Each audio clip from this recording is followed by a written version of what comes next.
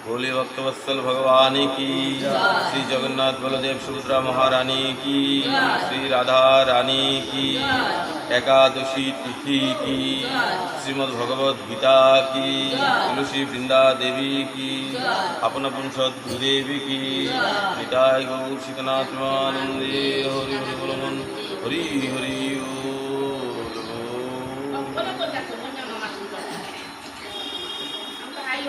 এই একাদশীর তিথিতে, এই একাদশীর দিনে একাদশীর মাহাত্ম্য যে জীব পঠন করে আর যে জীব শ্রবণ করে উভয়ই ভগবানের পরাভক্তি ইত্যাদি প্রাপ্ত হইয়া থাকে। আর অন্ততে তার কি হয়? অন্ততে তার ভগবান শ্রী হরির ধাম প্রাপ্ত করিয়া থাকে। কেন? এই তিথি হচ্ছে অত্যন্ত শ্রেষ্ঠ। সমস্ত তিথির মধ্যে এই একাদশী ব্রত হচ্ছে সর্বোচ্চ। তুমি অন্যান্য ব্রত করো চাহে না করো,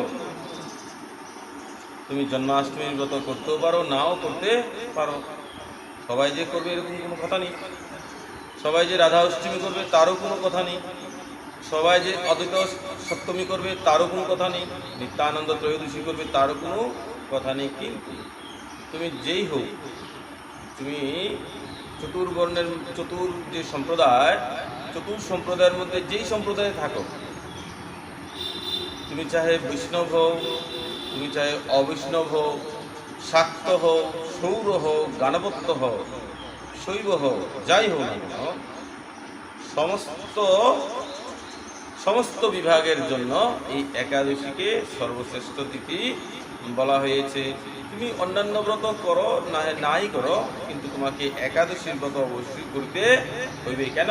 এই একাদশী হচ্ছে ভগবানের অত্যন্ত প্রিয় একটা তিথি। যেই তিথি পালন করলে ভগবান শ্রীহরি অত্যন্ত প্রীত হইয়া থাকে। আর এই একাদশী তিথির মাধ্যমে আমরা যদি ভক্তি করে ভগবানের ভজন করতে পারি, তাহলে কি হবে? বলে ভগবানের ভক্তি ধীরে ধীরে আমাদের মধ্যে বৃদ্ধি পেতে থাকে।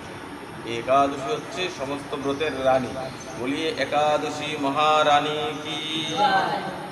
তো এই মোহিনী, আজকে যে মোহিনী একাদশী, এই মোহিনী একাদশীর সম্বন্ধে পূর্ব পুরাণে বর্ণন রয়েছে। কি বর্ণন রয়েছে?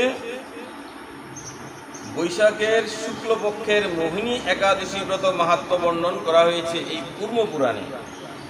সেই কুর্ম পুরাণে একবার মহারাজ যুধিষ্ঠির ভগবান শ্রীকৃষ্ণকে বললেন, হে জনার্দন, হে কৃষ্ণ, বৈশাখ শুক্লপক্ষিয়া একাদশীর নাম কি আর কি ফল? এই একাদশী পালন করলে কি ফল প্রাপ্ত হওয়া যায়, আর সেটা করার নিয়ম মানে বিধি সেটা কি? এই সকল কথা আমার নিকট আপনি বর্ণন করুন। ভগবানের কাছে বলছে যুধিষ্ঠির মহারাজ। তখন ভগবান উত্তরে যুধিষ্ঠির মহারাজকে বলছে, হে যুধিষ্ঠির, তুমি মন দিয়ে শ্রবণ করো। আমি তোমাকে সেই একাদশীর মাহাত্ম্য বর্ণন করছি। আপনি আমাকে যে প্রশ্ন করেছেন, পূর্বে শ্রী রামচন্দ্র দেব বশিষ্ঠের কাছে এই একই প্রশ্ন করিয়াছিল, আর আমি সেটাই আপনাকে বর্ণন করছি। মানে ভগবান শ্রী রামচন্দ্র সেই বশিষ্ঠ মুনির কাছে এই প্রশ্নটা করেছিল যে একাদশী, এই যে মোহিনী একাদশী, এটার অর্থ কী, এটা করলে কি ফল লাভ হয়, তার বিধি বিধান এগুলি কি। ভগবান কি বলছে? বলে পূর্বকালে ভগবান শ্রী রামচন্দ্র বশিষ্ঠ মুনির কাছেও একই প্রশ্ন করেছিল, আর আমি সেই ঘটনাটাই তোমাকে বলছি। তিনি জিজ্ঞেস করেছিলেন, হে মুনিবর, আমি জনকনন্দিনী সীতার বিরহজনিত কারণে বহু দুঃখ পাচ্ছি, তাই একটি উত্তম ব্রতের কথা আমাকে বলুন, যার দ্বারা সর্বপাপ হয় এবং সর্বদুঃখ বিনষ্ট হয়। এর অর্থ কি? ভগবান শ্রীরামচন্দ্র যখন সীতার বিরহে কাতর হয়ে হা শীতে করে বনে বনে ঘুরছিলেন, সীতার বিরহে ভগবান অত্যন্ত ব্যথিত হয়ে গেছিল, ক্রন্দন করছিল। তো ক্রন্দন হচ্ছে, এটা করতে গিয়েছে বলে দুঃখ থেকে এসেছে। সেই মুনিবরের কাছে ভগবান শ্রী রামচন্দ্র গিয়ে একবার জিজ্ঞেস করলেন, কি বলে, প্রভু, আমি যে এই দুঃখ পাচ্ছি এই আমার স্ত্রীর বিয়োগের কারণে, সেই দুঃখ থেকে বাঁচার কি উপায়? নিশ্চয়ই আমার দ্বারা অনেক পাপ হয়েছে, আর সেই পাপের কারণেই তো আমি দুঃখ পাচ্ছি। তো এই পাপ থেকে বাঁচার কি উপায়? এই পাপ হয় কি করে হবে? এই কথা শুনে বশিষ্ঠদেব কি বললেন? হে রাম, তুমি উত্তম একটি প্রশ্ন করেছো। যদিও তোমার নাম গ্রহণেই মানুষ পবিত্র হয়ে যায়। কি বলছে? বলছে যদিও তোমার নামেই মানুষ পবিত্র হয়ে যায়, আর আজকে ভগবান নিজে বলছে যে আমাকে আমার পাপ থেকে কি করে আমি উদ্ধার। কেন করছে ভগবান এগুলি? লীলা। ভগবান নররূপ ধারণ করে এসে এই জগৎবাসীকে কি করছেন? শিক্ষা দিচ্ছেন। শিক্ষা দিচ্ছেন যে এই সংসারের প্রতি যদি আমাদের আসক্তি অত্যন্ত হয়ে যায়, তাহলে কি হয়? বলে আমাদের দুঃখই পেতে হবে। ভগবান নিজে আচরণ করে দেখিয়ে গেছেন। অনেকের মনে প্রশ্ন হতে পারে যে তিনি যদি ভগবান হন, তাহলে কেন নিজের স্ত্রীর বিয়োগে ক্রন্দন করেছেন, কান্না করেছেন? এটার অর্থ হচ্ছে এইটা, তিনি বুঝিয়েছেন জীবকে যে আচরণ করে, নিজে আচরণ করে। বলে কি? বলে যদি সংসারের প্রতি অত্যধিক আসক্তি থাকে, মোহ থাকে, তাহলে সেই জীবকে কি করতে হবে? তাকে অন্তত দুঃখই পেতে হবে, সুখ তার কপালে কোনোদিনও আসবে না। কেননা সেই যে সুখ যেটা ভগবান শ্রী হরির চরণে আছে, সেটাকে ছেড়ে করছে, বলে সেই সংসারের প্রতি আকৃষ্ট হয়ে গেছে, আসক্ত হয়ে গেছে। তার জন্য সে কিভাবে? বলে দুঃখই দুঃখ পাবে। আর ওইদিকে বৈশিষ্ট্যমণি তো জানেন যে এই রামচন্দ্রকে তিনি সাক্ষাৎ পরব্রহ্ম ভগবান। তার জন্য বৈশিষ্ট্যমণি কি বলছে? বলে হে রাম, যদিও তোমার নাম মুখে নিতেই কি হয়? বলে জীবের সমস্ত পাপ সেখানেই শেষ হয়ে যায়। আর সেই রাম এসে বলছে আমার পাপ কি করে নষ্ট হবে? বুঝলেন তো? এগুলি সব ভগবানের লীলা। বলি শ্রী রাজা রামচন্দ্র কি। তবু জগতের মঙ্গলের জন্য তোমার কাছে সর্বশ্রেষ্ঠ ও পরম পবিত্র একটি ব্রতের কথা বলছি। বুঝলেন তো? কার জন্য? জগতের মঙ্গলের জন্য। ওই যে ভগবান লীলা করছে নররূপ ধারণ করে, আর জগৎবাসীর যেন কল্যাণ হয়, জগৎবাসীর যেন কল্যাণ হয়, তার জন্য বিষ্ণুমুনি কি করছেন? রামচন্দ্রকে বলছে যে জগতের কল্যাণের জন্য, মঙ্গলের জন্য আমি তোমার কাছে একটি বিশেষ ব্রতের কথা বলছি, তুমি মনোযোগ দিয়ে সেটা শ্রবণ করো। বৈশাখ মাসের শুক্লপক্ষিয়া একাদশী মোহিনী নামে প্রসিদ্ধ। আজকে যে একাদশী, সেটার নাম কি? মোহিনী। এই ব্রতের প্রভাবে মানুষের সকল পাপ, দুঃখ ও মোহজাল অচিরেই বিনষ্ট হয়। তাই মানুষের উচিত সকল পাপক্ষয়কারী ও সর্বদুঃখ বিনাশকারী এই একাদশীকে পালন করা। কি বলছে? বলছে এই একাদশী যদি আমরা পালন করি, তাহলে আমাদের কি হবে? বলে সমস্ত পাপ শেষ হয়ে যাবে, আমাদের দুঃখ নষ্ট হয়ে যাবে, আর আমরা যে মোহজালে পড়ে আছি, এই যে সংসার, এই যে বিষয়, এই যে বাসনা, এই যে মোহ, এই মায়ার যে জালে আমরা পড়ে আছি, সেখান থেকে সে খুব তাড়াতাড়ি মুক্ত হয়ে যাবে, তার সমস্ত পাপ শেষ হয়ে যাবে। কিসের মাধ্যমে? বলছে একাদশী ব্রতের মাধ্যমে। তুমি একাগ্র চিত্তে তার মহিমা তুমি শ্রবণ করো। এই কথা শ্রবণ মাত্রই সমস্ত পাপ শেষ হয়ে যায়। তার জন্য এই যে কথাটা বলছে, যে জীব আজকে এই একাদশীর ব্রতের কথা খুব শ্রদ্ধা ভক্তি করে মনোযোগ দিয়ে শ্রবণ করবে, তাহলে কি হবে? বলে তার সমস্ত পাপ সেখানেই শেষ হয়ে যাবে। আর যারা পাঠে বসে বার্তালাপ করবে, যারা পাঠে বসে এদিক ওদিকে তাকাবে, তারা কি করবে? বলে সেই পাঠের ফল সেখানেই হারিয়ে ফেলবে। বুঝলেন তো? এত সহজ নয়। কেন? কারণ তার মনোযোগ নষ্ট হয়ে যায়। পাঠে বসে কি করতে হবে? বলে একাগ্র হয়ে ভগবানের যে স্থূল শরীরটা, তার চিন্তন করতে হবে। কান দিয়ে পাঠকে শ্রবণ করতে হবে, আর চক্ষু দিয়ে ভগবানের যে স্থূল শরীরটা, সেটার দর্শন করতে হবে, আর মন দিয়ে ভগবানের লীলা কথা এগুলির চিন্তন করতে হবে। এখন হঠাৎ করে তোমার সামনে ধরো একটা হাতি চলে আসবে, খুব সুন্দর করে ভগবানের ভজন, হঠাৎ করে একটা হাতি চলে আসলো, তখন তুমি তো তার দিকে তো একবার তাকাবে, আর তাকিয়ে সঙ্গে সঙ্গে তুমি চিনে ফেলবে যে এটা হাতি। চিন্তনটা কোথায় ছিল? বলে ভগবানের প্রতি। আর এখন কোথায় গেছে? বলে হাতির প্রতি ঢুকে গেছে। বুঝলো তো? তাতে কি হয়? ওই যে বিঘ্ন হয়। আর বিঘ্ন হলে কি হবে? ভগবান তখন কি বলবে? বলে তাকে আর শোনাও, সে আমার কাছে মনোযোগ হয়ে বসিনি। দেখো ভগবান যে তাকিয়ে আছে না, কোনো কথা বলছে না, তো তার জন্য আমরা কি করি? অনেক অপরাধ করি। যদি তিনি আজকে কথা বলতো, যদি সত্যি সত্যি চক্রটা ঘুরতো, যদি সত্যি সত্যি গদাটা চলতো, আর এদিকে দিকে তাকাতো, আমাদের বাপের ক্ষমতা আছে এদিকে দিকে তাকানো, পারবে? যাও প্রধানমন্ত্রীর কাছে যাও, মুখ্যমন্ত্রীর কাছে যাও, কোনো রাষ্ট্রপতির কাছে যাও, বাধ্য। একদম সাধারণ কোনো পুলিশ অফিসারের কাছে গিয়ে বসো, তোমাকে বলছে বসো, তুমি যদি এদিকে দিকে তাকা, তখন কি হবে? বলে তোমাকে দণ্ড পেতে হবে। তিনি কিছু করেন না, তার জন্য আমরা ওইদিকে দিকে তাকাই। এগুলি করতে নেই। কেন বলছি? আমার জন্য বলছি। আমি তো ঠিক করে আমার এখান থেকে আমি ফল নিয়ে নেব, বুঝলেন তো? কিন্তু ওই যে সর্বপ্রথমে বললাম, যে জীব এই একাদশীর ব্রত মাহাত্ম্যকে পাঠ করে এবং শ্রবণ করে উভয় ভগবান শ্রীকৃষ্ণের ভক্তি প্রাপ্ত করতে পারে, আর অন্তত সে বৈকুণ্ঠ ধামে গমন করিয়া থাকে। এখন সে কথাটা প্রথমে বললাম, যে শুনেছে, যে সেটাকে ধারণ করতে পারবে, সে সেই বস্তুটা প্রাপ্ত করবে, আর অন্তত গোবিন্দের কাছে যাবে। আর যদি কেউ অমনোযোগী হয়, তাহলে সেই জিনিসটা সে পাবে না, যেতে পারবে না। আমার কাজ কি? আমার কাজ হলো সমস্ত সংসার, সমস্ত জগৎ যেন আস্তে আস্তে ভক্তির রাস্তায় প্রবেশ করতে পারে, সেটাই আমার কাজ। আমার সেটাই হলো উদ্দেশ্য বলা। এবার তুমি সেটাকে গ্রহণ করলে করবে, না হলে না করবে, এটা তোমার ব্যাপার। তার জন্য এই পাঠকে খুব মনোযোগ দিয়ে শ্রবণ করতে হয়। বলছে এই একাদশীর মাহাত্ম্যকে শ্রবণ করলে জীবের সমস্ত পাপ শেষ হবে। পবিত্র সরস্বতী নদীর তীরে ভদ্রাবতী নামে এক সুশোভনা নগরী ছিল। চন্দ্রবংশজাত ধৃতিমান নামে এক রাজা সেখানে রাজত্ব করতেন। সেই নগরীতেই ধনপাল নামে এক বৈশ্য বাস করতেন, মানে যিনি ব্যবসা করতেন। তিনি ছিলেন পূর্ণকর্মা ও সমৃদ্ধশালী ব্যক্তি, মানে তার ধন সম্পদ সব কিছু ছিল।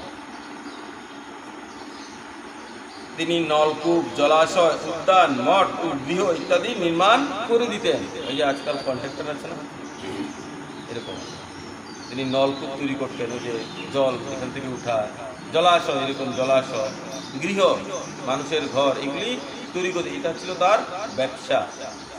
এই জন্য সে বৈশ্য। যারা বৈশ্য তারা কি করেন? তাদের বৃত্তি কি? ব্যবসা। তিনি ছিলেন বিষ্ণু ভক্তি পরায়ণ ও শান্ত প্রকৃতির মানুষ, অত্যন্ত শান্ত। আর কি? ভগবান শ্রী হরির একনিষ্ঠ ভক্ত। ভগবান বিষ্ণুকে সে তার ইষ্ট মানত। সুমনা, দ্যুতিমান, মেধাবী, সুকৃতি ও ধৃষ্ট বুদ্ধি নামে তার 5 জন পুত্র ছিল, 5টা ছেলে ছিল। পঞ্চম পুত্র ধৃষ্ট বুদ্ধি ছিল অতি দুরাচারী। দেখুন, বিষ্ণুর ভক্ত হয়েছে, 5টা সন্তান, আর লাস্টের যে সন্তানটা সেটা কি হয়েছে? বলে অতীব দুরাচারী। তাহলে বিষ্ণুর ভক্ত, কিন্তু সন্তান দুরাচারী কেন হলো? এই হাতের যেরকম 5টা আঙ্গুল একরকম হয় না, ঈশ্বর প্রদত্ত হয়তো। আমাদের শক্তির দ্বারা কোনো কিছু হবে? কিচ্ছু হবে না। এই আঙ্গুলটা ছোট হবে, একটু বড় হবে, এইগুলি সব ভগবান আগে থেকে ডিজাইন করে পাঠায়। তো ওই যে বিষ্ণু ভক্ত হয়েছে, কিন্তু তার যে 5টা সন্তান হয়েছে, তার মধ্যে একটা সন্তান কি হয়েছে? বলে দুরাচারী, দুষ্ট।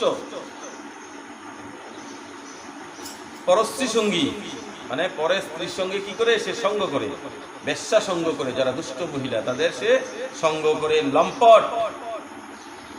আর দ্রুতক্রিয়া প্রবৃত্তি পাপে সে অত্যন্ত আসক্ত ছিল, খুব পাপী ছিল।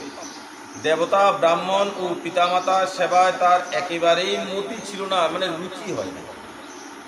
কোনো দেবতার পুজোতে সে যায় না, ব্রাহ্মণকে সে সম্মান করে না, প্রণাম করে না, আর সর্বোপরি সে মাতা পিতাকে অবহেলা করে, তাদেরকে কি করে না? সম্মান করে না, তাদের সেবা যত্ন এগুলি কিচ্ছুই করে না। সে অন্যায় কার্যে রত ও দুষ্ট ভাব ও পিতৃদন ক্ষয়কারক ছিল। কি করতো? অন্যায় কাজে সে সবসময় ব্যস্ত থাকত। আর পিতার যে ধন সম্পত্তি যে ছিল, ওই যে বৈশ্য ছিল না, তার কাছে অনেক ধন সম্পত্তি ছিল, সে তার পিতার সমস্ত অর্থ সম্পদ এগুলিকে নষ্ট করত। সবসময় সে অবক্ষ ভক্ষণ ও সুরাপানে মত্ত থাকত। অবক্ষ কি? যেগুলি ভগবান খায় না, যেগুলি ভগবানের ভক্তরা খায় না, সেগুলিকেই বলা হয় কি? অবক্ষ। আমি নাম বলছি না আজকে একাদশী তিথিতে। যেগুলি ভগবান শ্রী হরির ভোগে লাগে না, যেগুলি ভগবান শ্রী হরির ভক্তগণ বৈষ্ণবগণ গ্রহণ করেন না, সেগুলিকেই শাস্ত্রে অভক্ষ ইত্যাদি বলা হয়েছে। তো সেই যে লোকটা, সেই লোকটা কি করতো? এই অভক্ষ খেত। আর কি করতো? বলে সুরাপান, অর্থাৎ মদিরা পান করত, মদ্যপান করত। পিতা ধনপাল একদিন পথ দিয়ে চলছিলেন। হঠাৎ তিনি দেখতে পেলেন যে দৃষ্টবুদ্ধি এক বেশ্যার গলায় হাত রেখে নিঃসংকোচে ঘুরে বেড়াচ্ছে। মানে সেই পুত্র একটি বেশ্যাকে নিজের হাত দিয়ে রেখে খুব সুন্দর করে আনন্দে মদমত্ত হয়ে ঘুরছে। তার নির্লজ্জ পুত্রকে এভাবে চৌরাস্তায় ভ্রমণ করতে দেখে তিনি অত্যন্ত মর্মাহত হয়ে গেলেন, দুঃখিত হয়ে গেছেন। এই অবস্থায় বিচার করে দেখো, কবের ঘটনা, কবের ঘটনা। তার মানে কি? তার মানে আজকে আমরা যা কিছু দেখছি এগুলি আগেও ছিল। সেই চৌরাস্তা, মানে এই যে চৌমুনির যে চারটা রাস্তার মুখ, এগুলি কি বলে? বলে চৌরাস্তা। তো আজকের দিনে যে পাকা রাস্তা দেখছো, সেগুলি অতীতকালে বহু পূর্বে তখন তো ছিল নাকি? তাহলে সেই চৌরাস্তার মধ্যে দুষ্ট লোকও থাকতো, ভালো লোকও থাকতো, দোকানপাটও থাকতো, ব্যবসায়ী থাকতো। এই যে দোকান, এই যে ঘর বাড়ি ইত্যাদি তৈরি করার ব্যবস্থা সে করতো না রাজা? আরে সেই বৈশ্য। তো এগুলি আগেও ছিল। তাহলে আমরা কোত্থেকে এসেছি?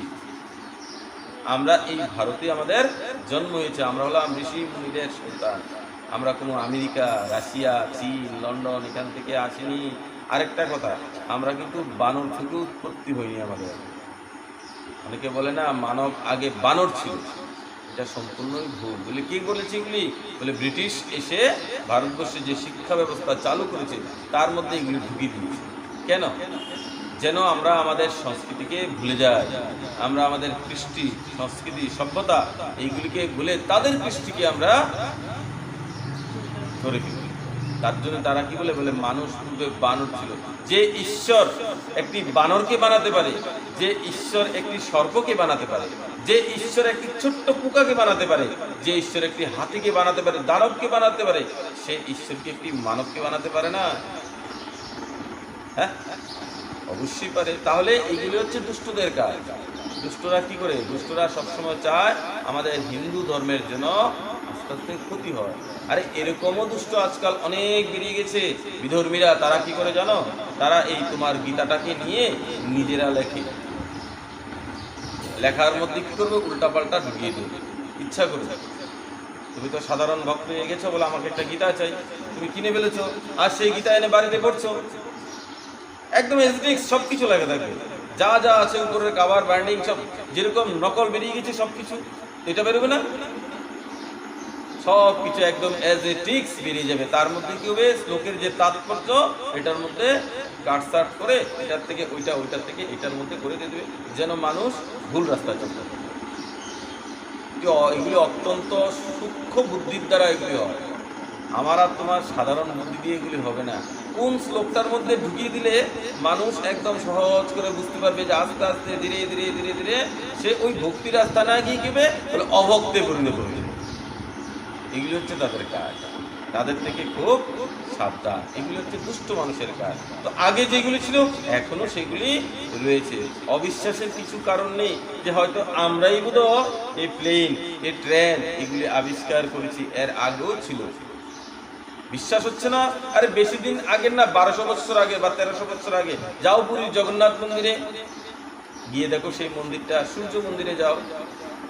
ভারতবর্ষে এরকম এরকম কিছু মন্দির আছে, যে মন্দিরগুলির মধ্যে গেলে না তুমি রথের চাকা, যে চাকা আছে না, সেই চাকার ছবি পাবে, এবং পাথর দিয়ে খোদাই করানো। তার মানে কি? তার মানে হচ্ছে এই যে গাড়ি, এগুলি কিছুদিন আগের ঘটনা নয়, এগুলি ভারতের পূর্বেও ছিল। বিমান কতদিন হয়েছে? এই যে 1902 সালে বোধ বিমান চালু হয়েছিল সর্বপ্রথম। যাই হোক, ধরুন 100 বছর, এই বিমান আগেও ছিল, নতুন করে আবিষ্কারের কিছু নেই, এগুলি আগেও ছিল। বলে রাবণ চলত কিসের বিমান দিয়ে? বলে পুষ্পক বিমান দিয়ে। যাও বিভিন্ন মন্দিরে, সেখানে বিমানের এখনো ফটো আছে, ফটো না শুধু খোদাই করা আছে। তাহলে এগুলি আমাদের ভারতবর্ষে আগে থেকেই ছিল। এই যে আমাদের পেছনে যে মন্দিরটা, কালো মন্দিরটা, আজকাল বলে আমরা তো আরসিসি করে ঘর তৈরি করি, লোহা দিয়ে, রড দিয়ে, কংক্রিট দিয়ে, কত কিছুতে। গিয়ে দেখো তো, আছে একটা লোহা, কিচ্ছু নেই, তারপরে তো দাঁড়িয়ে আছে। যাও 3 মন্দির দাঁড়িয়ে আছে, বদরসব বাড়িতে যাও মন্দিরটা, তারপরে ওই যে কি বলে এটা, রাজনগর যে মন্দিরগুলি, রাজবাড়িগুলি, নিজের মহিমায় নিজে দাঁড়িয়ে আছে। ভেঙেছে আজ পর্যন্ত, এত ভূমিকম্প হয়েছে, কিন্তু আমাদেরগুলি ভেঙে যায়। আমরা বলে বেড়াই কি, বলে আমরা করছি। না না, আমাদের আগে এগুলি করা হয়ে গেছে, আমাদের আগে এগুলি করা হয়েছে। বলে তাহলে মধ্যে দিয়ে ছিল না কেন? বলে লুপ্ত হয়ে গেছে। লুপ্ত কি করে হয়? যখন তুমি সেই স্থানে যাবে না, আস্তে আস্তে মানুষ যখন সেখানে যায় না, তখন সেখানে আস্তে আস্তে পশু পাখি, গাছপালা, কীট পতঙ্গ এগুলি আস্তে আস্তে বাড়তে থাকে, আর কালের বিবর্তনের ফলে সেগুলি আস্তে আস্তে ধ্বংস হয়ে যায়। এই হচ্ছে তার অর্থ। তো পিতা ধনপাল কি করলেন? সেই ধনপাল একদিন রাস্তা দিয়ে যাচ্ছে, আর যাওয়ার সময় দেখছে নিজের সেই পুত্র একটি বেশ্যার গলায় হাত রেখে খুব সুন্দর করে মদমত্ত হয়ে আনন্দ করে করে চলছে। তার নির্লজ্জ পুত্রকে দেখে তিনি অত্যন্ত ব্যথিত হলেন, মর্মাহত হলেন, দুঃখিত হলেন। এই কুস্বভাব দর্শনে ক্রুদ্ধ হয়ে তিনি তাকে গৃহ থেকে বের করে দিলেন।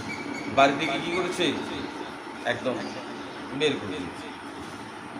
তার আত্মীয় স্বজনও তাকে পরিত্যাগ করে দিল। সে তখন নিজের অলংকার আদি বিক্রি করে জীবন অতিবাহিত করত। যখন ঘর থেকে বের করে দিয়েছে, তখন সে কি করে খাবে, কি করে ব্যবসা সঙ্গ করবে? তার তো অর্থের চাই, অর্থ আসবে কোথা থেকে? জীবনে তো কখনো কাজকর্ম করেনি। সে কি করেছে? নিজের শরীরের মধ্যে যে অলংকার ইত্যাদি থাকতো, সোনা গয়না, এগুলিকে সে এবার বিক্রি করা শুরু করেছে। কিছুদিন এভাবে চলার পর অর্থাভাব দেখা দিল, স্বাভাবিক ব্যাপার। তোমার জমানো সম্পদ যদি তুমি শেষ করে ফেলো, তাহলে কিছুদিনের মধ্যে তোমার অভাব সৃষ্টি হবে, কারণ তুমি নতুন করতে আয় করোনি। ঠিক তদ্রূপ আমরা যেরকম ভক্তি করছি, ভক্তিটা যে অর্জন হচ্ছে সেটা জমছে। তুমি যদি নতুন করে প্রত্যেক দিন তোমার ভক্তিটাকে জল সিঞ্চন না করো, ভক্তিটাকে এগিয়ে না যাও, নিয়ে না যাও, তাহলে কি হবে? বলে সেই ভক্তিটাও একটা সময় নষ্ট হয়ে যায়। তোমার যে জমানো সম্পদ সেটাও যেরকম নষ্ট হয়, এটাও আস্তে আস্তে কি হবে? বলে শেষ হয়ে যায়। তার জন্য ভক্তিকে সবসময় সতেজ রাখতে গেলে, জীবিত রাখতে গেলে কি করতে হবে? বলে সবসময় হরিনাম জপ করতে হবে, আর মাঝে মাঝে শ্রীরাম বৃন্দাবনে যেতে হবে। বৃন্দাবনে গেলে কি হয়? বলে কারোর ভক্তি যদি মৃত্যু হয়ে যায়, মরে যায়, বৃন্দাবনে গেলে তার ভক্তি আবার নতুন করে জীবিত হয়ে যায়। বলে শ্রী বৃন্দাবনে ধাম কি। তো এভাবে সে অর্থাভাব যখন দেখা দিল, ধনহীন দেখে সেই বেশ্যাগণও তাকে পরিত্যাগ করে দিল। যাদের সঙ্গে সে এত দুষ্ট হয়েছে না, সেই দুষ্ট মহিলারা, সেই বেশ্যারাও শেষ পর্যন্ত তাকে ত্যাগ করে দিল। কেন?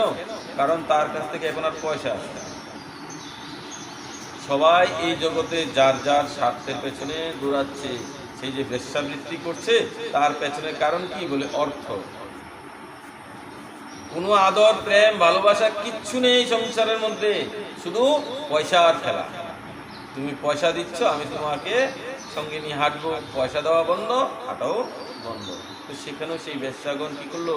সেই যে ছেলে, তাকে ত্যাগ করে দিল।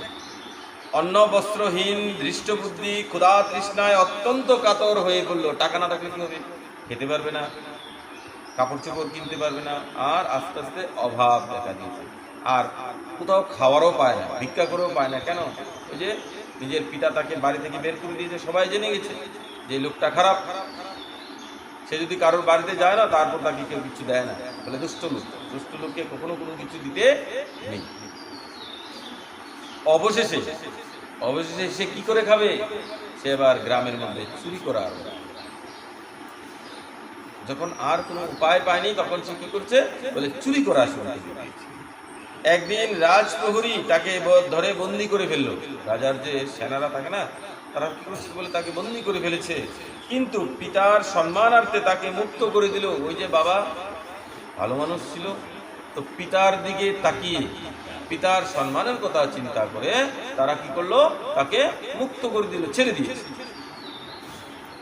এইভাবে সে কি হয়েছে, যেই মা ছেড়ে দেয় সে ভাবে কি, বলে আমার পিতা তো অত্যন্ত সম্মানী লোক, তার জন্য আমাকে ছেড়ে দিয়েছে, তা আবার যদি করি আবার ধরবে, আবার হয়তো ছেড়ে দেবে। সে কি করছে, বারবার এই কর্মটা আবার করছে। তার জন্য দুষ্টকে কখনো ছাড়তে নেই। তুমি যদি কোনো দুষ্টকে, দুরাচারীকে ছেড়ে দাও, তুমি তো মায়া করে ছেড়ে দিয়েছো, কিন্তু সে কখনো তার দুরাচারিতাকে বন্ধ করবে না। তখন সে কি করবে, বলে সে তখন আরো প্রশ্রয় দিয়ে যায়, আর সে তার দুষ্কর্মগুলিকে আরো ঘন ঘন করবে। তার জন্য তাকে দণ্ড দিতে হবে, সে যেই হোক। আমরা এই জায়গাতেই ভুল করি। ঠিক আছে, কি হয়েছে, নিজের আর মানুষ ভুল করেছে, না না, অপরাধ যেহেতু করেছ তার জন্য তাকে দণ্ড ইত্যাদি দিতেই হবে। ছেড়ে দিলে চলবে না, ছেড়ে দিলে কি হবে, বলে আবার সে করবে। এটা তার স্বভাবে পরিণত, অভ্যাসে পরিণত। তো সেই পুত্র, সেই দৃষ্ট বুদ্ধিও কি করলো, বারবার এই কাজ করতে আরম্ভ করলো। আর তখন রাজা তাকে কারাগারে বদ্ধ করে রাখলেন। এরকম বারবার করার ফলে রাজা কি করলো, তাকে এবার কারাগারে একদম পার্মানেন্টলি আটকে আছে, বলে আর ছাড়া যাবে না, বহুত করেছে। বিচারে সে কষাঘাত দণ্ড ভোগ করলো, আর তার বিচার হলো কষাঘাত, মানে বেত্রাঘাত হলো, খুশি খুশি হলো, দণ্ড দেওয়া হয়েছে তাকে। আর কারাগারের পর অনন্য উপায়ে দৃষ্টবুদ্ধি বনে প্রবেশ করলো। আর সেখান থেকে, সেই জেলখানা থেকে মুক্ত হয়ে দৃষ্টবুদ্ধি কোথায় গেছে, বলে বনে, বনে চলে গেছে। সেখানে সে পশু পাখি বধ করে তাদের মাংস ভক্ষণ করে অতি দুঃখে পাপময় জীবন যাপন করতে লাগলো। কালকে আমরা এই পাঠটা করছিলাম অভক্ষ খাওয়ার ব্যাপারে, দেখলেন তো কি বলছে। আমি বলছি না, শাস্ত্র এই কথাই বলছে। এই পশু পাখি, পশু আর পক্ষী, এগুলি খাওয়া মানে কি, এগুলি হচ্ছে একদম মহা অপরাধের মধ্যে গিয়ে পড়ে। বলছে তো, তাদের মাংস ভক্ষণ করে মানে খেয়ে অতি দুঃখে পাপময় জীবন সে কাটা। বলে আমরা তো পাখি খাই না, পশু খাই, একই কথা, পশু আর পাখি দুটোই বলছে। সুতরাং এখান থেকে বিরত হওয়াই হচ্ছে আমাদের কি কাজ। তাহলে তোমার এই পাঠ শ্রবণ করে সার্থকতা আসবে, না হলে কি হবে, বলে হেলিকপ্টারের মতো এদিক দিয়ে ঢুকবে, ওই দিক দিয়ে বেরিয়ে, কোনো কাজে আসবে না। যতক্ষণ পর্যন্ত সর্বজীবের প্রতি তোমার দয়া না আসবে, সমস্ত জীবের প্রতি যতক্ষণ পর্যন্ত তোমার করুণা না আসবে, ততক্ষণ পর্যন্ত ঈশ্বর প্রাপ্তি ভুলো আশা করো না। কেন, যেরকম তার মধ্যে ভগবান আছে, সেরকম সেই জীবের মধ্যেও আমার প্রাণ গোবিন্দ আছে। কি করে তাকে মারো, কি করে তার উপর হাত উঠাও, নিজের বিবেককে একবার প্রশ্ন করো, আবার বলছি ভগবানকে পুজো করছি, না না, এটা কখনই সম্ভব না। ভগবান তাকে কোনোদিনও কৃপা করবে না। তার একমাত্র গতি কি, বলে সেই পাপময় জীবন সে বহন করিয়ে দেবে, সে এই পাপের থেকে উদ্ধার পায়। আর অন্তত তার গতি কোথায় হয়, বলে নরক। সুতরাং এই পাঠের মাধ্যমে শুধু আপনাদের বলছি না, এই যে মোবাইলের মাধ্যমে, ইউটিউবের মাধ্যমে হাজার হাজার লোকেরা এগুলি দেখে, তারাও কিন্তু শোনে। এখান থেকে এই কথাগুলি শোনার পর যদি মাসে 2টা ভক্ত বেরিয়ে আসে, বলে মহারাজ আমরা আর এই পাপ কর্ম করবো না, আমরা এখন থেকে আর অভক্ষ ইত্যাদি গ্রহণ করব না, তাতে কি হয়, বলে আমার লাভ হয়। বলে কিসের লাভ, বলে মানব হয়ে জন্মগ্রহণ করে আরেকটা মানবকে গোবিন্দের কাছে পাঠানোর সেই ব্যবস্থা তো অন্তত করতে পারলাম। অন্য কিছু পারি আর না পারি, গাড়ি বাড়ি ধন সম্পদ এগুলি পারি আর না পারি, কমসে কম তার সন্তানকে তার কাছে তো ফিরিয়ে দিতে পারলাম। সেটাই হচ্ছে মানব জীবনের বাস্তবিক লাভ, অন্য কিছু লাভ না। আর তার ফলস্বরূপ কিছুটা কৃপা তো আমিও পাবো ভগবান থেকে, বোনাস তো পাবো। এই হচ্ছে উদ্দেশ্য, আর কোনো উদ্দেশ্য নেই।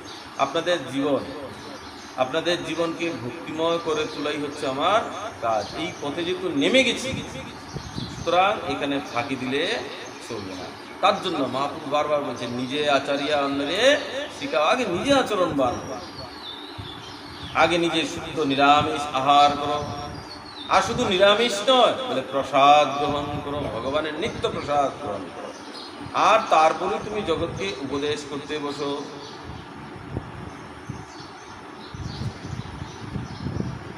নিজে আচার্যা যদি তুমি জগৎকে উপদেশ করো, তাহলে কি হবে? সেই জগৎ থেকেই ধীরে ধীরে সেখান থেকে ভক্ত তৈরি হবে, আর জগতে বেশি বেশি করে হরিনাম ইত্যাদি হতে থাকবে। আর হরিনাম হলে কি হবে? বলে পশু পাখি কীট পতঙ্গ তারা বলিতে না পারে, শুনিলেই তারা সব করে। তুমি যখন এখানে যখন একজন ভক্ত একা একা বসে হরিনাম করবে, তার শব্দকে শুনবে, তাহলে দুই চারটা জীবজন্তু হয়তো শুনবে। কিন্তু অনেকজন ভক্ত মিলে যখন এখানে হরিনাম করবে, তখন কি হবে? বলে অনেক দূর থেকে সেই উচ্চস্বরে হরিনাম শুনতে পাওয়া যাবে। তার জন্য একা একা ভজন করলে যে লাভ হয়, 10 জনকে নিয়ে যখন তুমি ভজন করবে, তার ফল আরো বেশি লাভ হয়। লাভ হয় তো বলো রাধে রাধে। কি হয়েছে? এই দুঃখময় জীবন সে এবার দুঃখময় জীবনের মধ্যে সে প্রবেশ করলো, আর অভক্ষ ইত্যাদি গ্রহণ করতে লাগলো। পশু পাখি এগুলির মৎস্য, এগুলির মাংস, এগুলি সে খাচ্ছে। দুষ্কর্মের ফলে কেউ কখনো সুখী হতে পারে না। দেখলেন তো একটু আগে যে বললাম কথাগুলো, আমি কিন্তু এটা দেখিও নি। দুষ্কর্ম যদি করে, পাপ যদি করে, তাহলে কি হয়? বলে সে কখনোই সুখী হতে পারে না। সে যদি নিজের জন্য সুখের ব্যবস্থা করেও, নিজের জন্য সুখ তৈরি করার আজকাল তো ব্যবস্থা আছে না, টাকা থাকলে তুমি সুখকেও কিনতে পারবে।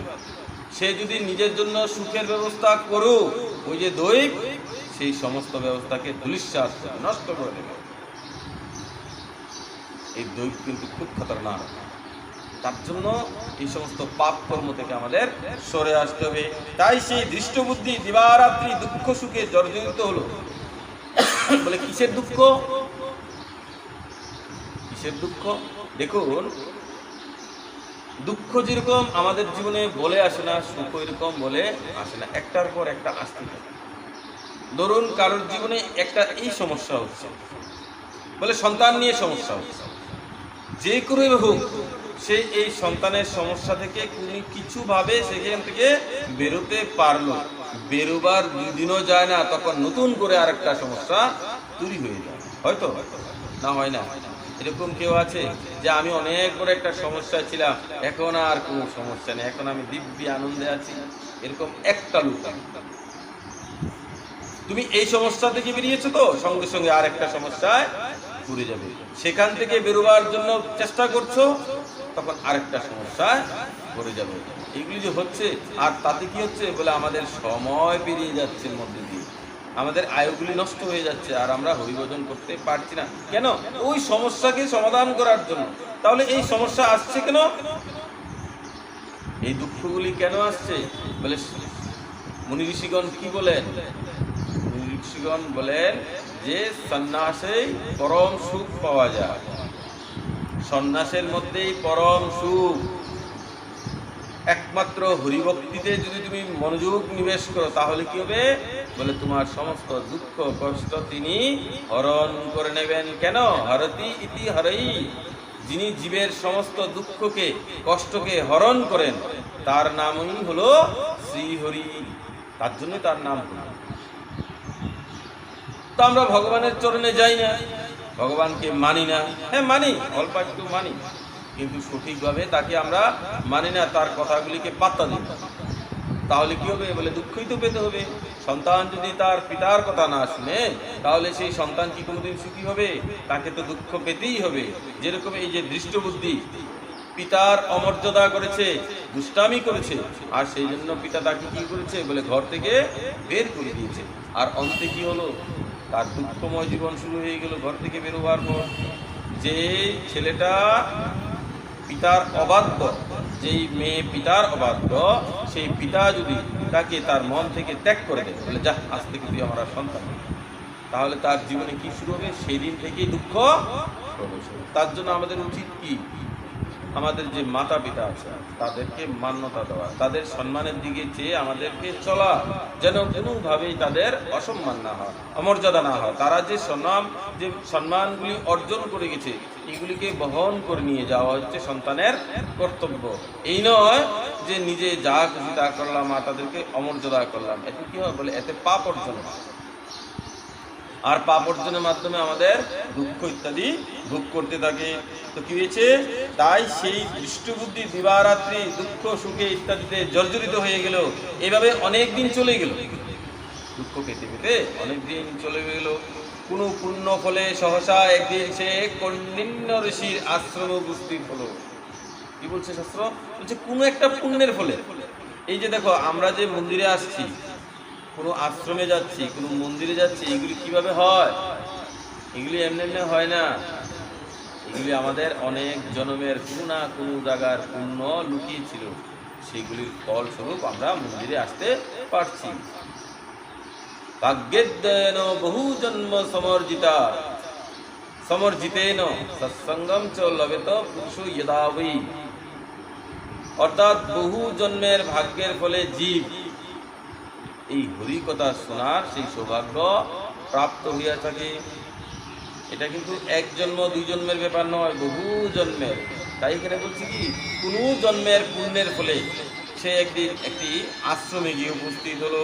বৈশাখ মাসে ঋষিবর গঙ্গা স্নান করে আশ্রমের দিকে প্রত্যাবর্তন করছিলেন। সেই যে আশ্রমের ঋষি, সে কি করছিল? স্নান টান ইত্যাদি সেরে আশ্রমের মধ্যে আসছিলেন।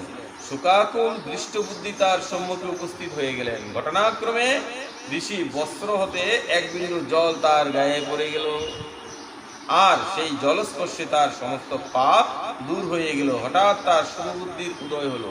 কি হয়েছে? সেই দৃষ্টবুদ্ধি হঠাৎ করে পুণ্যের ফলে এক আশ্রমে গিয়ে উপস্থিত হয়েছে। আর আশ্রমে যেই না উপস্থিত হয়েছে, সেই আশ্রমের যে ঋষি, সেই ঋষিবর স্নান টান ইত্যাদি সেরে আশ্রমে এসে উপস্থিত হলেন। আর ঘটনাক্রমে সেই ঋষির যে গায়ের যে গামছা বা তোয়াল যাই বলো, উত্তরি বা ধুতি কুর্তা যাই বলো, সেখান থেকে এক বিন্দু জল সেই পাপীর গায়ে গিয়ে পড়েছে। আর এই জল পড়তেই সেই পাপীর সমস্ত পাপ সেখানেই শেষ হয়ে গেছে। আর তার কি হয়েছে বলে, শুভ বুদ্ধি উদয় হয়েছে। দুষ্ট বুদ্ধি থেকে এবার সে শুভ বুদ্ধির মধ্যে গমন করলো। দেখলেন তো সাধু সঙ্গের কি ফল? এই হচ্ছে সাধু সঙ্গের ফল। সাধু সঙ্গে যে কি কি লাভ হয় বুঝতেই পারবেন না। তার জন্য যত বেশি সাধু সঙ্গ করুন, ভক্ত সঙ্গ করো। অভক্তের সঙ্গ করতে বলা হয়নি কিন্তু শাস্ত্রে। কি বলছে বলে, ভক্ত সঙ্গ করো, সাধুর সঙ্গ করো, বৈষ্ণবের সঙ্গ করো। তাতে কি হবে বলে, তার ফলে তোমার মধ্যে ধীরে ধীরে ভক্তির প্রাদুর্ভাব পাবে, তোমার মধ্যে ভক্তি প্রবেশ করবে। অভক্তের সঙ্গ করলে কি হবে বলে, তোমার মধ্যে যেটুকু ভক্তি ছিল সেটাও নষ্ট হয়ে যাবে। যেরকম সঙ্গ হয় সেরকমই কি হয়, মানুষের রং হয়। তুমি যার সঙ্গ করবে তার ভাবটাই তোমার মধ্যে ধীরে ধীরে প্রবেশ করতে থাকবে। বুঝলে তো? ঋষির সামনে সে কৃতাঞ্জলি পটে প্রার্থনা করতে লাগলো, হে ঋষিবর, প্রণাম করছে। যে পুণ্য প্রভাবে আমি এই ভীষণ দুঃখ যন্ত্রণা থেকে মুক্তি লাভ করতে পারি, তা কৃপা করে আমায় বলুন। আমি কি করে এই দুঃখময় জীবন থেকে বেরোতে পারি? তার শুভ বুদ্ধি। আগে কখনো কিন্তু মাথার মধ্যে এই জিনিসটা আসেনি। যদি আসতো না, তাহলে তাকে ঋষির কাছে যেতে হতো না। সে নিজের পিতার কাছে গিয়ে বলতো, বাবা আমি যা করেছি করছি, আমি আজ থেকে তোমার বাধ্য হয়েই চলবো, আমি আর কুকর্ম করবো না। সেদিনই তার পিতা তাকে নিজের কাছে নিয়ে যেত। তাহলে কি যায়নি কেন বলে, শুভ বুদ্ধি তো উদয় হয়নি। শুভ বুদ্ধি কোথায় উদয় হয়েছে বলে, সাধু সঙ্গের প্রভাবে। সেই ঋষিবরের গায়ে স্নানের যে জল তার গায়ে পড়েছে, সেখান থেকে তার শুভ বুদ্ধি ইত্যাদির উদয় হয়েছে। বলছে, আমার এই দুঃখর জীবন থেকে আমি কি করে রক্ষা পাবো? তখন সেই ঋষিবর বললেন, বৈশাখ মাসের শুক্লপক্ষে মোহিনী নামে যে প্রসিদ্ধ একাদশী আছে, সেই ব্রত তুমি পালন করো। আর সেই ব্রতের ফলে মানুষের বহু জন্মার্জিত পর্বত পরিমাণ পাপরাশিও যদি থাকে, সেগুলিও শেষ হয়ে যায়। মানে আমাদের যে পাপ, দেখো পর্বত সমান পাপরাশি বলছে, মানে পর্বত সমান পাপরাশি বলতে কি বোঝায়? পর্বত দেখেছো? পাহাড় কি হয়, মাটিগুলি একটার উপরে একটা মাটি হতে হতে হতে হতে ধীরে ধীরে উপর বেহাল বড় হয়ে যায় নাকি? তাহলে আমাদের পাপগুলো এরকমই হয়। পাপ করতে করতে পাপগুলিও সে জায়গাতে জমতে থাকে কোথাও। আর এগুলি কিসের মতো হয় বলে পর্বত সম, পর্বতের মতো হয়ে যায়। তো আমরা ভজন করছি ধরুন 1 বছর ধরে, কেউ 5 বছর ধরে করছে, কেউ 10 বছর ধরে ভগবানের ভক্তি করছে, আর পাপরাশি জমে আছে কত বলে বিশাল বড় হিমালয়ের মতো। তো 10 বছরের ভজনে সেই হিমালয়ের মতো পাপ শেষ হবে? হবে? তার জন্য কি করতে হবে বলে যত বেশি বেশি করে পারো ভগবানের ভজন করো। কে জানে ভগবান এই জীবনে কৃপা করবেন না না করবেন। যদি তার ইচ্ছা হয় তাহলে এই জীবনে হয়ে যাবে, আর যদি না হয় তাহলে আরো কয়েক জন্ম লাগবে, কিন্তু কৃপা হবে। আর তুমি যত ভজন করবে, যত ভগবানের কাছে আসবে, যত ভগবানের গুণগান গাইবে, তার কীর্তন করবে, তার কথা ইত্যাদি শ্রবণ করবে, হরিনাম করবে, জপ করবে, তখন কি হবে বলে তোমার সেই পাপরাশি, আমাদের যে পাপরাশি এগুলি আস্তে আস্তে কমতে থাকবে। তার জন্যই তো ভজন, নাহলে কি দরকার? নাহলে জীবনের অন্তে মরার সময় ওই ছেলে মেয়ে তাদেরকে বলতাম যে একটা কাজ করবি, বাড়িতে একটা সাউন্ড সিস্টেম লাগিয়ে রাখ, হরিনাম লাগিয়ে রাখ, আমি এখন মরবো, তাহলে তো হয়ে যেত। এত পরিশ্রম করা, নিরামিষ খাওয়া, শুদ্ধ হয়ে চলার কি প্রয়োজন? অন্ত সময় কেউ যখন চলে যায় না, তখন 1-2 ঘন্টা 3 ঘন্টা আগে তো কমসে কম একটু বোঝা যায় যে হ্যাঁ তার হয়তো আয়ু শেষ হয়ে গেছে, আর বেশিক্ষণ বাঁচবে না, চোখ মুখগুলি উল্টিয়ে ফেলছে, বলে তখন একটা সাউন্ড সিস্টেম লাগিয়ে রাখ, হরিনাম লাগিয়ে রাখ, তাহলে তো হয়ে যেত, একদম আরামসে বৈকুণ্ঠ যাওয়া যেত। তাহলে এই পরিশ্রম করার কি প্রয়োজন? তাহলে এই হরিনাম করার কি প্রয়োজন? শুদ্ধ সাত্ত্বিকভাবে চলার কি প্রয়োজন? এটি হচ্ছে প্রয়োজন। কেন?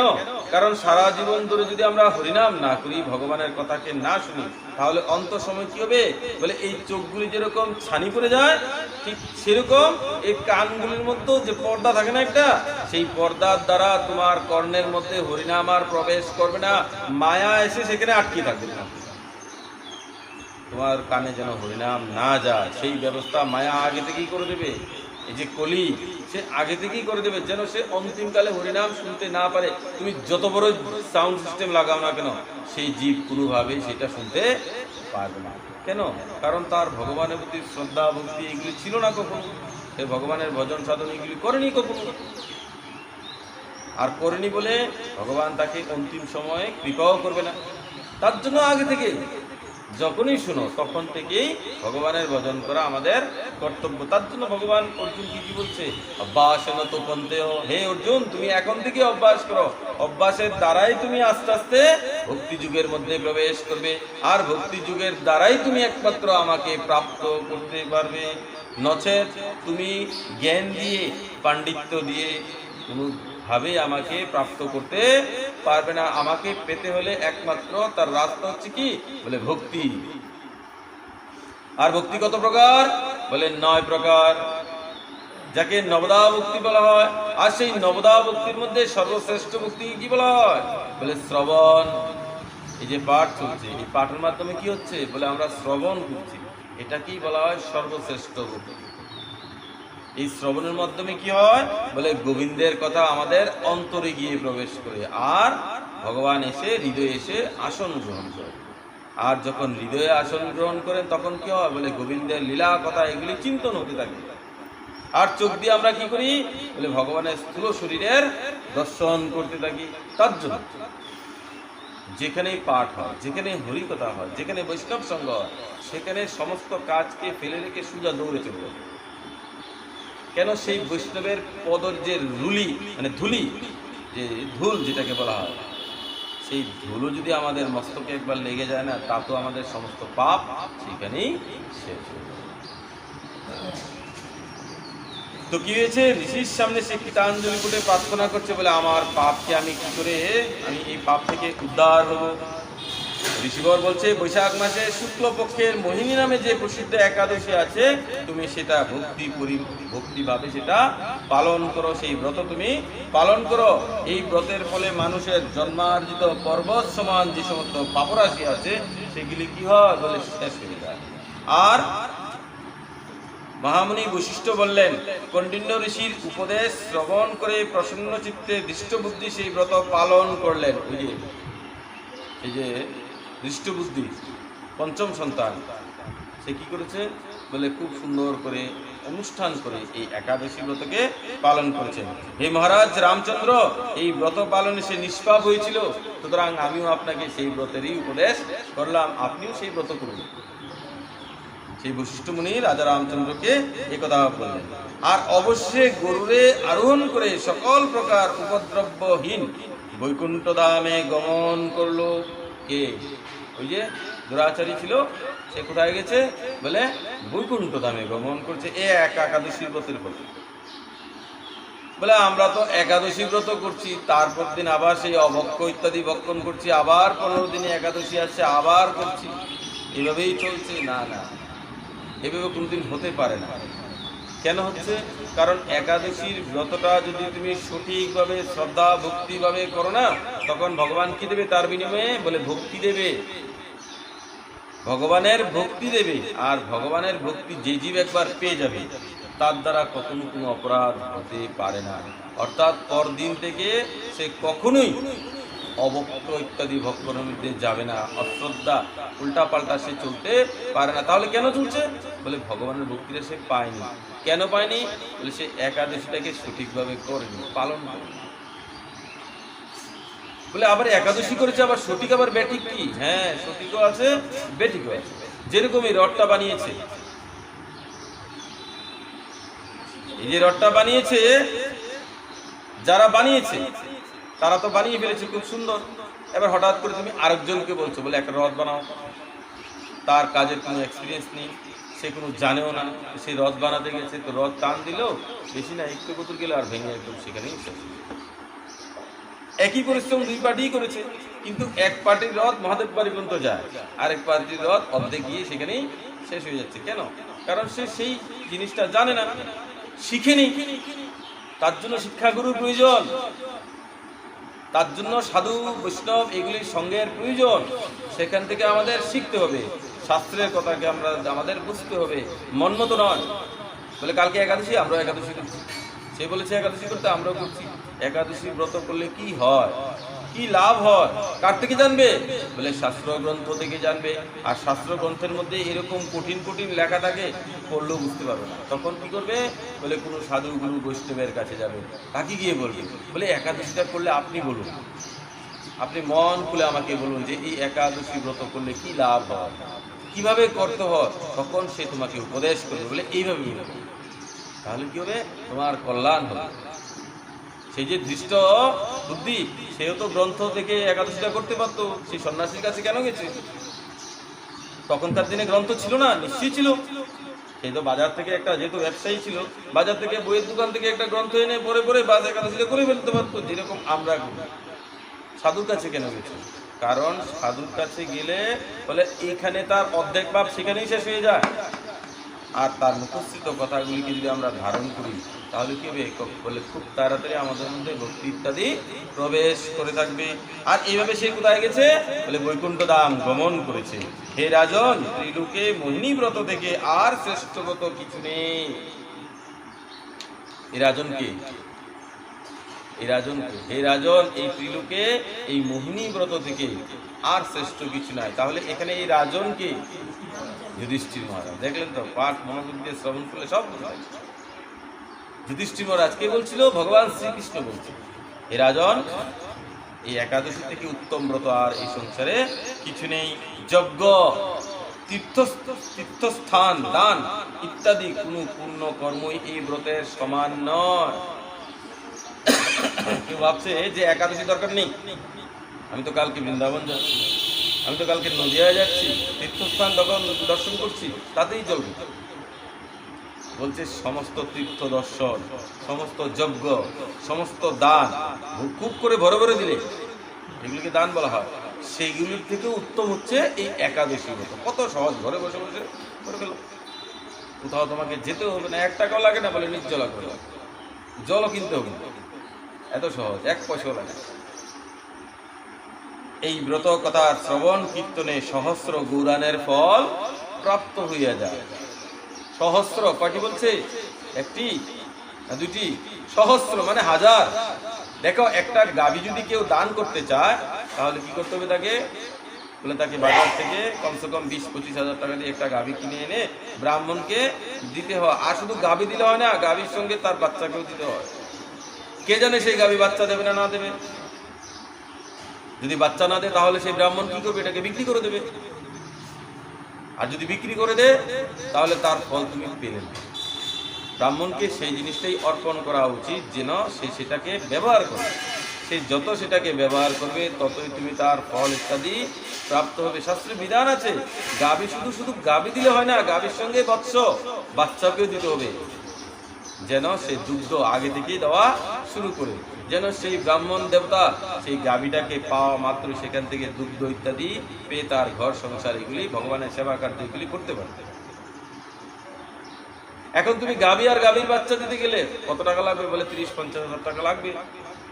তারপর গিয়ে তোমার একটা গাভী দেওয়া হবে, আরো 50 হাজার টাকা খরচ করো, তাহলে আরেকটা গাভী। এরকম করে 1000 গাভী দিতে গেলে তোমার কত টাকা লাগবে? বলে বাড়ি বিক্রি করলেও হবে না। কিন্তু ভগবান কি বলছে? বলছে এই একাদশীর ব্রত মাহাত্ম্য যদি কেউ কোনো জীব শ্রদ্ধা ভক্তি হয়ে শ্রবণ করে তাহলে সে সহস্র গাভীদানের ফল এখানে বসে প্রাপ্ত করে ফেলে।